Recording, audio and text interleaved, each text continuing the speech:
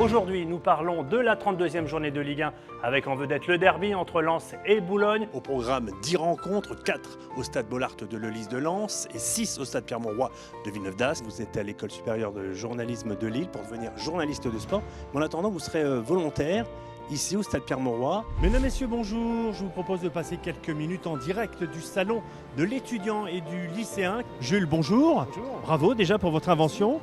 Alors, en quoi ça consiste? Quel est le lien avec le salon de l'étudiant et en quoi c'est important pour un étudiant? Mesdames, Messieurs, bonjour, nous sommes à Douchy-les-Mines dans le Nord. Douchy-les-Mines, ville de départ de l'édition 2016 du Paris à Rastour. Il s'agit d'une épreuve cycliste professionnelle. C'est une personnalité du vélo. Il est tout simplement champion du monde professionnel en 1994. C'est Luc Leblanc. Luc, bonjour. Bonjour. La 33e édition de la course des Terris à Reims dans le Nord vient de s'achever. Ce trail, grandeur nature, dont les Terris sont les vedettes, a à nouveau connu un vibrant succès.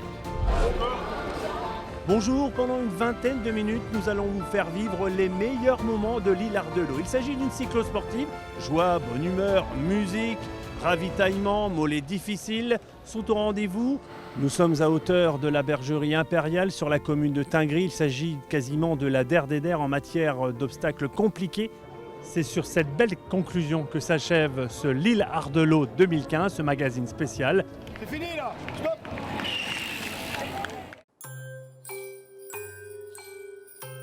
D'un côté, un manteau d'or confectionné par le soleil. De l'autre, une terre argentée taillée sur mesure par le gel. Seule la neige n'a pas été conviée. Ce petit village de 300 habitants est considéré comme l'un des plus beaux de France. Histoire, culture, patrimoine médiéval quasi intact, production de bonbons à l'anis célèbre à travers le monde, Flavigny-sur-Ozerain ne manque pas d'atouts. Automobiliste ou motard, si vous avez l'habitude d'emprunter l'A25, attention, travaux de chaussée à prévoir à partir de ce lundi 10 octobre. Après plus de 2 ans de travaux, le musée du verre de Sarpoterie, situé dans l'Avesnois dans le Nord, s'ouvre au public. Particularité en entrant dans ce cimetière militaire datant de la Première Guerre mondiale, nous ne sommes plus en France, mais au Portugal.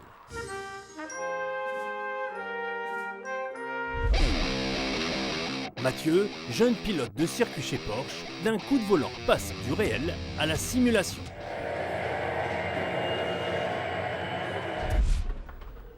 Bouger un baby-foot en pleine partie peut avoir des conséquences étonnantes. Un dernier tir et la magie opère. Le jeu s'est transformé en baby-foot humain.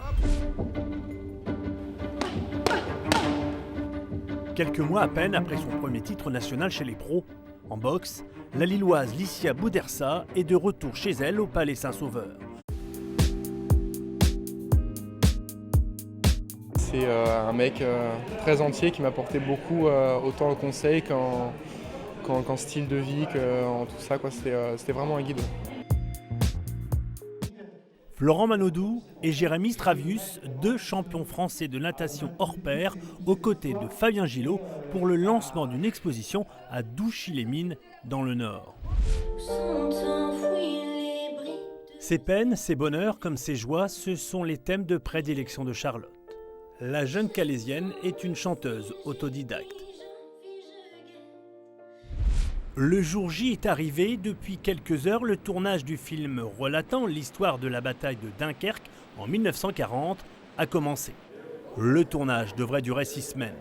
Dans les prochaines heures sont annoncées des reconstitutions aériennes, avec notamment la présence d'un avion abattu puis récupéré en 1940.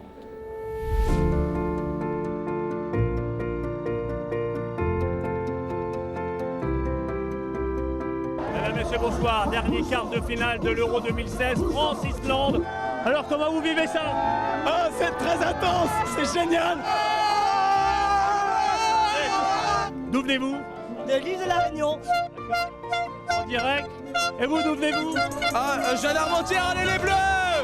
Je crois que ça va être compliqué à cette mi-temps. Allez la France. Et bon, on se retrouve un petit peu plus tard pour les dernières secondes de la rencontre.